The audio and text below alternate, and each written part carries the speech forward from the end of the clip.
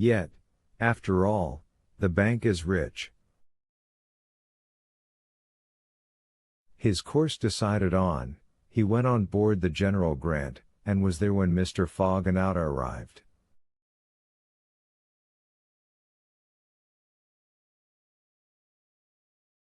To his utter amazement, he recognized Passepartout, despite his theatrical disguise.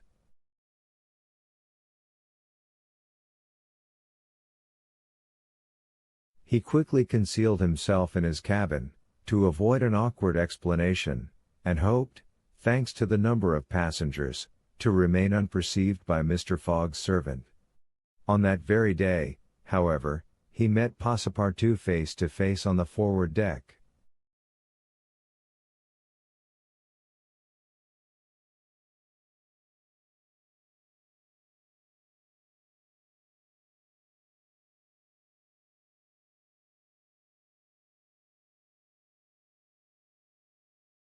The latter, without a word, made a rush for him, grasped him by the throat, and, much to the amusement of a group of Americans, who immediately began to bet on him, administered to the detective a perfect volley of blows, which proved the great superiority of French over English pugilistic skill.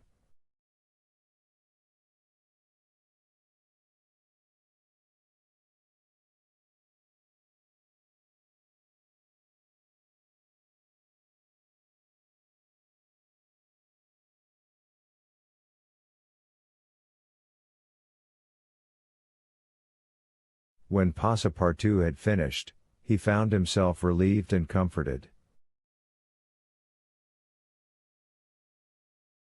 Fix got up in a somewhat rumpled condition, and, looking at his adversary, coldly said,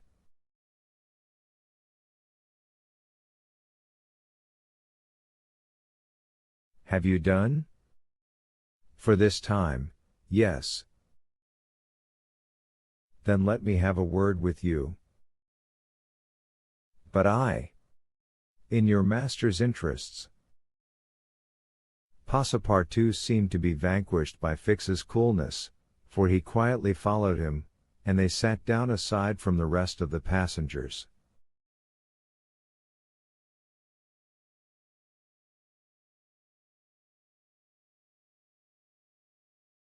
"You have given me a thrashing," said Fix. "Good, I expected it. Now, listen to me. Up to this time I have been Mr. Fogg's adversary. I am now in his game."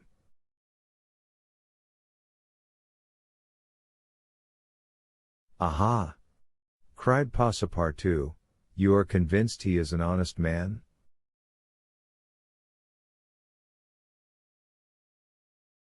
"No," replied Fix coldly, "I think him a rascal. Don't budge, and let me speak."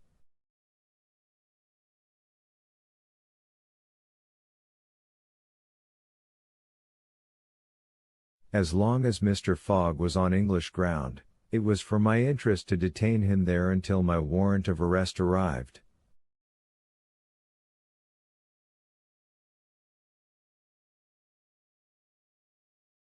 I did everything I could to keep him back. I sent the Bombay priests after him, I got you intoxicated at Hong Kong, I separated you from him, and I made him miss the Yokohama steamer.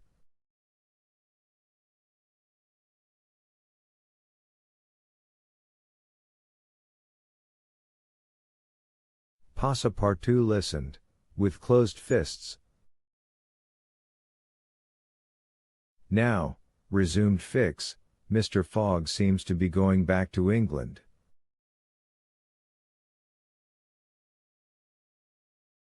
"Well, I will follow him there.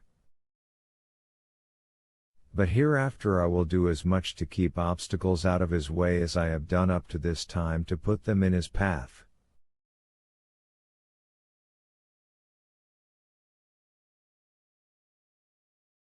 "I've changed my game, you see, and simply because it was for my interest to change it."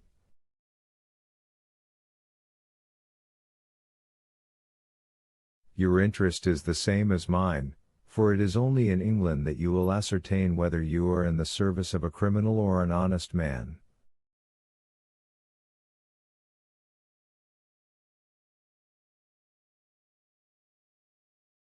Passepartout listened very attentively to Fix, and was convinced that he spoke with entire good faith.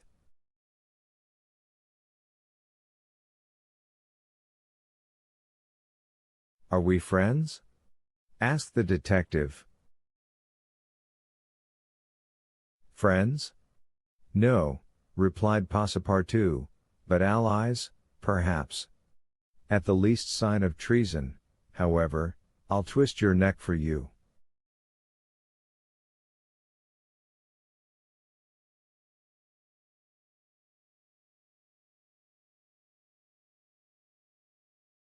"Agreed," said the detective quietly.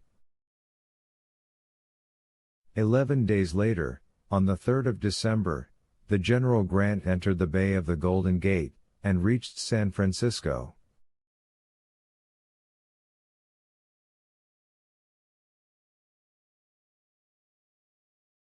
Mr. Fogg had neither gained nor lost a single day. Chapter 25, in which a slight glimpse is had of San Francisco. It was 7 in the morning when Mr. Fogg, Aouda, and Passepartout set foot upon the American continent, if this name can be given to the floating quay upon which they disembarked.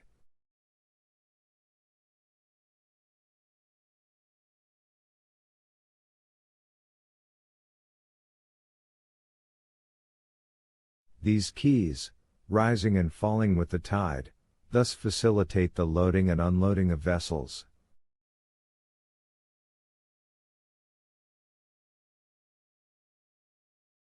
Alongside them were clippers of all sizes, steamers of all nationalities, and the steamboats, with several decks rising one above the other, which ply on the Sacramento and its tributaries.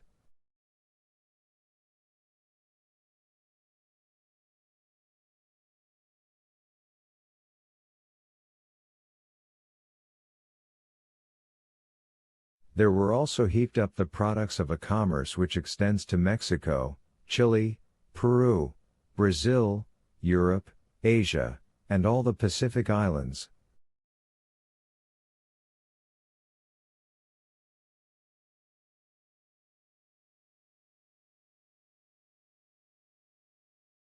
Passepartout, in his joy on reaching at last the American continent, thought he would manifest it by executing a perilous vault in fine style, but, tumbling upon some worm-eaten planks, he fell through them.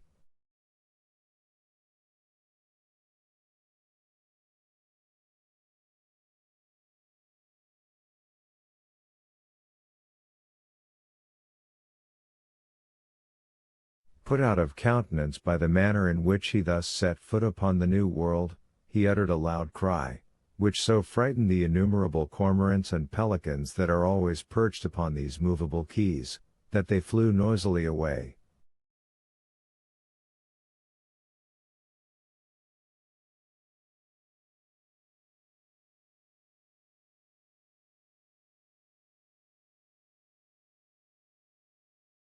Mr. Fogg, on reaching shore, proceeded to find out at what hour the first train left for New York, and learned that this was at 6 o'clock p.m. He had, therefore, an entire day to spend in the Californian capital.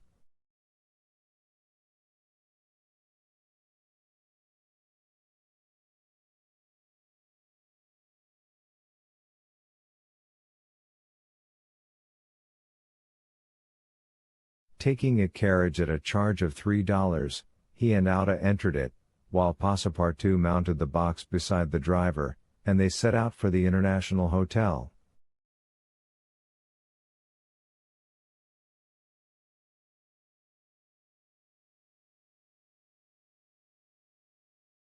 From his exalted position Passepartout observed with much curiosity the wide streets, the low, evenly ranged houses, the Anglo-Saxon Gothic churches, the great docks, the palatial wooden and brick warehouses, the numerous conveyances, omnibuses, horse cars, and upon the sidewalks, not only Americans and Europeans, but Chinese and Indians.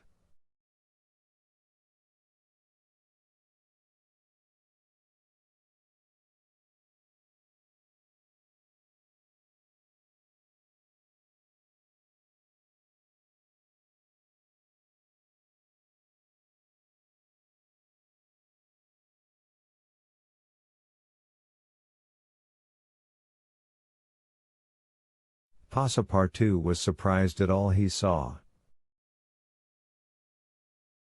San Francisco was no longer the legendary city of 1849, a city of banditti, assassins, and incendiaries, who had flocked hither in crowds in pursuit of plunder, a paradise of outlaws, where they gambled with gold dust, a revolver in one hand and a Bowie knife in the other. It was now a great commercial emporium.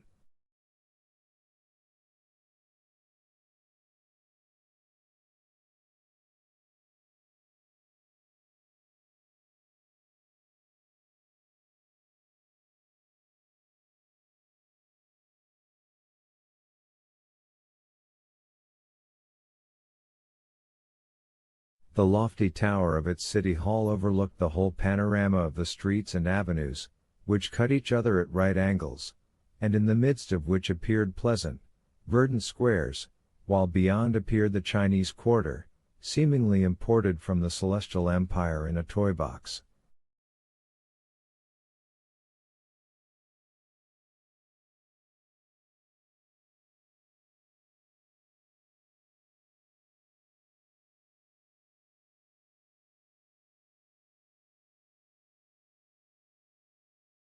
Sombreros and red shirts and plumed Indians were rarely to be seen, but there were silk hats and black coats everywhere worn by a multitude of nervously active, gentlemanly-looking men.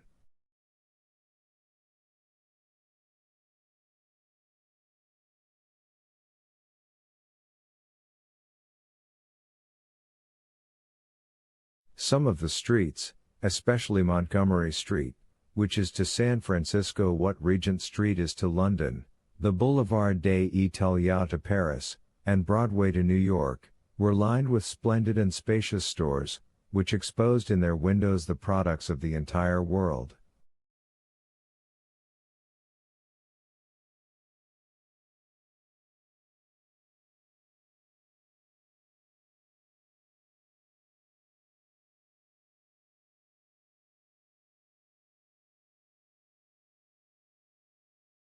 When Passepartout reached the International Hotel, it did not seem to him as if he had left England at all.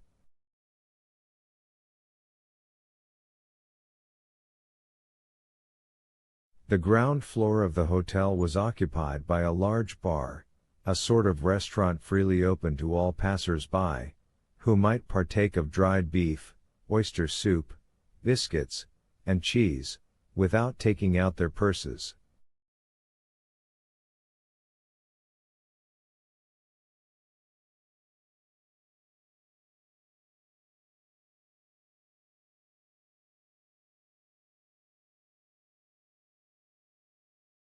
Payment was made only for the ale, porter, or sherry which was drunk.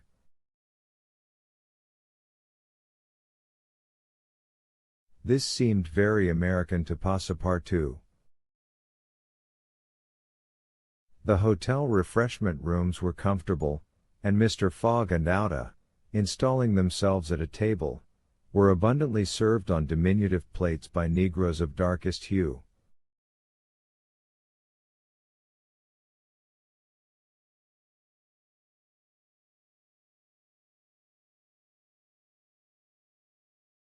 After breakfast, Mr. Fogg, accompanied by Ouda, started for the English consulate to have his passport visaed.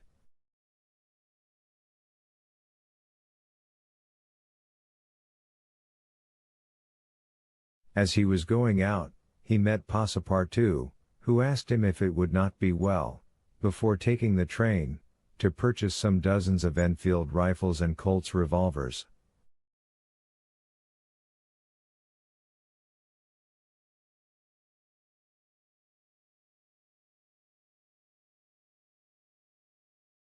He had been listening to stories of attacks upon the trains by the Sioux and Pawnees.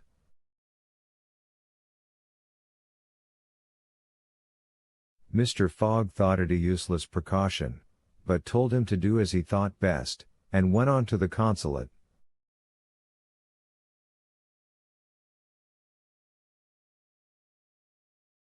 He had not proceeded 200 steps, however, when, by the greatest chance in the world, he met Fix,